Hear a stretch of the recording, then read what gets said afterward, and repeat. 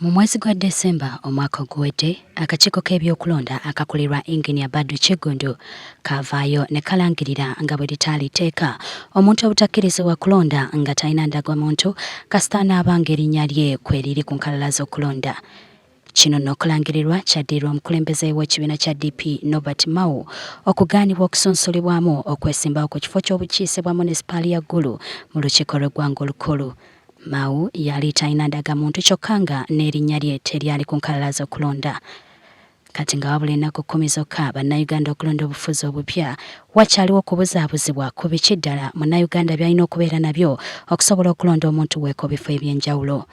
Kizuuliddwa nti obukonge obugabibwa abatuuze kati ssabbiiti 2 bubizadde anti bangi bali mu kutya nti atalina akakonge kano ayinza obutalonda. Kino nno kiresewo obweraliikirivu mu balonzi. Wabula mu mboozi y'akafubo ne WBS TV, omwogezi w'akakiiko k'ebyokulonda mu ggwanga Jotham Talemwa atunnyonnyodde nti obukonge obugabibwa ku miruka ensangi zino bugendereddwamu kulaga bantu ebifo we banaalondera. Kwegamba totuuka ku lunaku lwenyini n'ogamba kase ngenda kulondera wa?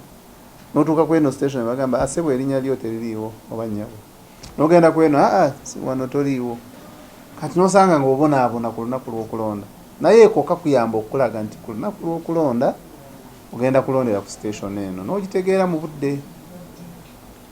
Naye bw'oba okimanyi nti gwe tokeetaaga olondera omanyiiwo gwe tokafaako. Wadde ng'omuntu anaabeera n'enkizo ng'alina ndagamuntu ye, Talemwa agamba nti n'oyo atalina tajjagaanibwa kulonda kasita n'aba nga yeewandiisa nga n'erinnya lye mwe riri mu nkalala z'okulonda.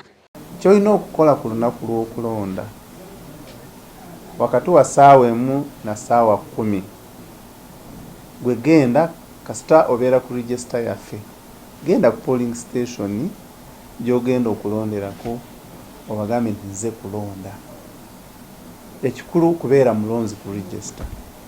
Ebyo ebirala voter location slip, national ID byesonyiwa. Mu ngeri y'emu Talemwa asambaza alipoota y'ekitongole kya Sion eyafulumizibwa ku ntandikwa y'omwezi guno ng'eraga nti bannayuganda ebitundu 80 ku buli 100 tebamanyi ddi lwe banaalonda.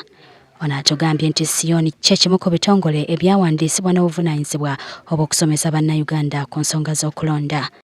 Beetaga nnyo ne beenyigira mu kintu ky'okulonda kubanga kye kintu kyokka kye balina ge maanyi gokka ge balina okufuna services ze babadde banoonya obudde buno bwonna, okukyusa ku mbeera nga babadde bagyagala, naye ate ne babeerawo nga tebalina information. Ekitegeeza tebajja kuba kalulu. Kati ffe tubadde twegayira nti Electoral Commission babiteekemu amaanyi. Gye babadde batuuseeko bongeremu amalala, bayongere ku bannayuganda babategeeze ku bintu by'okulonda. Nti tekisobola kubeera kituufu.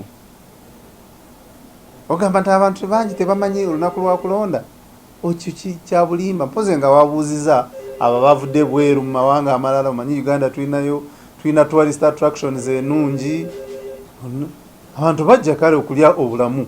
Kati bwe wasanga omuntu ku kisaawe nga yakamala okulandinga n'otandika omubuuza ebyokulonda ebya Uganda ye tabimanyi, ali ku birala. Okusinziira ku ssemateeka w'eggwanga Kawaayira 5.9 akatundu akokubiri, buli munnansi alina obuvunaanyizibwa obw'okwewandiisa mu nkalala z'okulonda olwalyoke yeetabe butereevu mu kulonda abakulembeze b'eggwanga ku mitendera egy'enjawulo.